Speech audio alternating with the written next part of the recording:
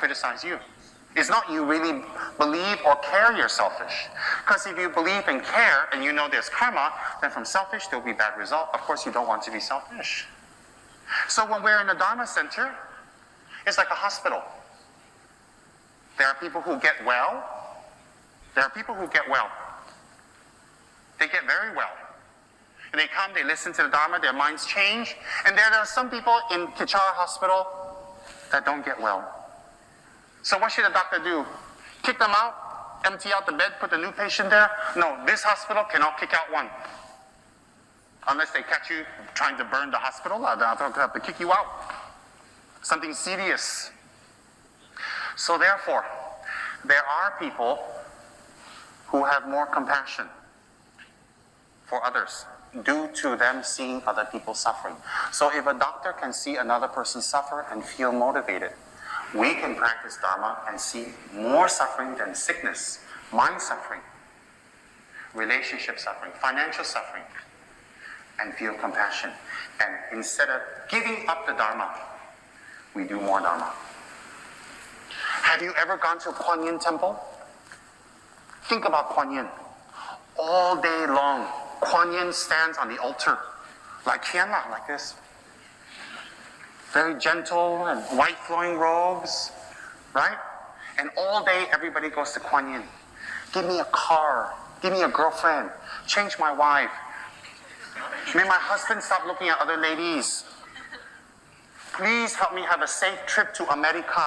May I immigrate to Australia. May I hit the 4D. All day Kuan Yin gotta listen to this. Every day, all day, non-stop, 24 hours a day, 365 days a year. For the last 1,000 years, Kuan Yin gotta listen. But every time you go to the temple, do you see Kuan Yin going, I give up? No. Because if Kuan Yin says to you, she give up, you also give her up. Why you pray to something same as you? Give up so easy. Why? Why you pray to Kuan Yin? Kuan Yin, go inside. What's wrong, Kuan Yin? I'm depressed. What's the matter, Kuan Yin? Manjushri saying, never mind. Everything will be okay. I know samsara is very difficult and your students are monsters. Never mind. Come, let's go have yum chai. I don't think so. Okay? So if you go to Kuan Yin and you see her complaining or you're making prayers to Kuan Yin, you're sitting there making prayer, 1 hour prayer with incense, you're so good, so pure, you're praying for 4D, so holy.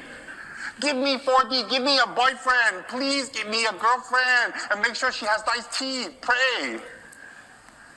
1 hour. Then you look at Kuan Yin. How do you feel?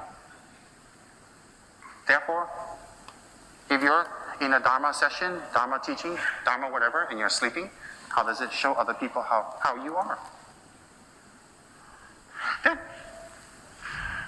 simple. Kuan Yin never says, I give up. Kuan Yin never says, I see so much suffering, I can't take it, I'm depressed. If she says that, you lose all hope. Similarly, for us, we must follow that direction. We cannot give up. When we give up, we influence many people in the wrong way.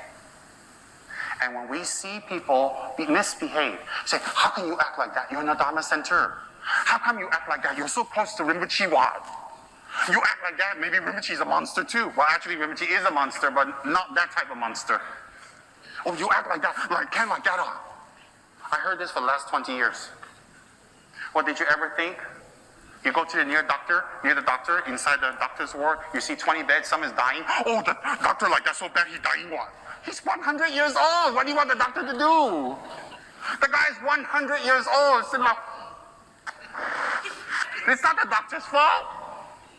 So if you go to a hospital and you see sick people, some die and not get well, it's not always the doctor's fault. The doctor maybe try everything he can. So let's bring that back to the example I want to bring your attention to. If you see monsters around Rinpoche, it doesn't mean Rinpoche didn't try. It doesn't mean Rinpoche didn't give them teachings and love and compassion and help for many, many, many, many years. It just means that they don't have the karma to receive. So the Rinpoche keeps them near him so they don't become worse. Sometimes around high lamas, even in Tibet and India, they have very scary monster students. Rude, arrogant, obnoxious, greedy, thief, stealing. The lamas keep them near. Do you know why? If they set them free, they'll be worse. It's like having a dog who likes to bite people, keep near you, otherwise he'd bite everybody. It can be like that. So there are many ways to look. So if you come to a Dharma center, you meet a monster, you should say, I'm at the right Dharma center. Why? If you come to Dharma center, you meet rude people, not nice, mean, lazy, sneaky, always trying to get donation from you for themselves. Right? You shouldn't feel discouraged. Let me tell you why. You say, I'm at the right place. Because if this Dharma center can keep this kind of people, keep their attention, it must be this Dharma center is very compassionate and very kind. You should think of another way. You come to the Dharma center, everybody's number only tall. It's so good, you go by. How to be like them so good? We're talking about reality. Now, when a monk takes vows, every single day the monk holds his vow, he will generate a tremendous amount of merit to make his Dharma work successful, to make his meditations successful. And over time, the monk will transform faster than normal people. Why?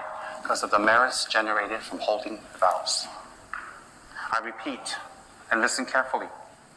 The merits generated from holding the vows will support the monk's practice and meditation, so the monk will transform quickly. Hence, a monk who holds their vows very well and sincerely, if we show respect, we help, we assist, we collect a tremendous amount of merit. If we say negative things about the monk, if we don't show respect, or we break our samaya, or we promise the monk something we never do, or even we push the monk to the point where he has to scold us, then the karma you create is very heavy. Why? When you feel bad about your husband, when you feel bad about your wife, when you don't like them, when you feel sad, you feel despondent, you just go along with it, you know who's at fault? It's you. You know why it's you at fault?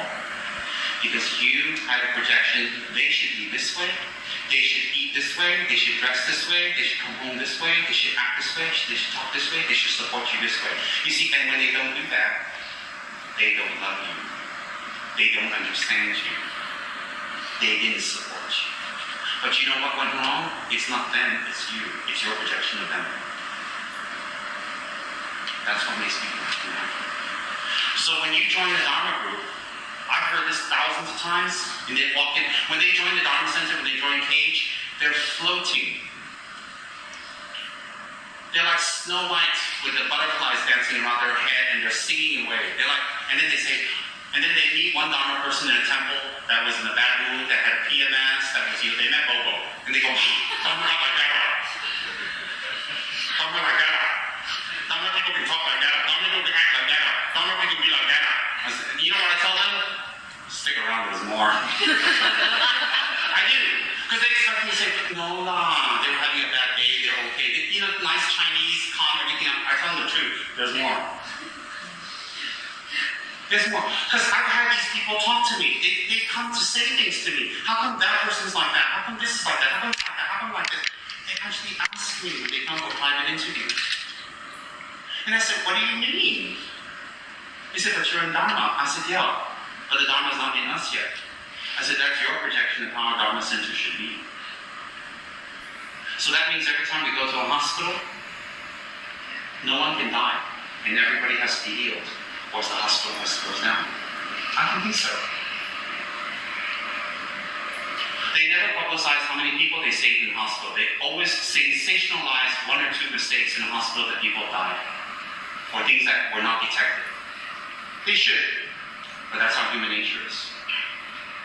So they say, and sometimes when they come for our meetings, we're having behavioral issues, they say, you mean that person stole money? And they say, but this is Dharma. You mean they tried to get money from you? They tried to steal money, they take money, they were manipulative with money, they tried to get money from you? Well, yeah, but they're in Dharma. Oh, how many years were they down? 10 years? 10 years? And they still try to get money out. They're still here for money. They're still here to try to mooch money and get money because it's Dharma. But they're in Dharma. Why like that? Oh, then all kinds of things come in their mind. What do they think now? They think, maybe I go back to what I was doing because it's not so good anyways. Maybe I don't get some involved. Maybe I don't, I better check it out and be careful first. Maybe I don't think I want to be a practice person. People say that hundreds of times. You know why? Because they expect everybody in the Dharma center to be perfect, free from faults, enlightened, on top of the world. They expect them to be perfect because they didn't find perfection. So they have this outdated, unclear, unrealistic view of how a Dharma center should be. And when that Dharma center doesn't fulfill their expectation,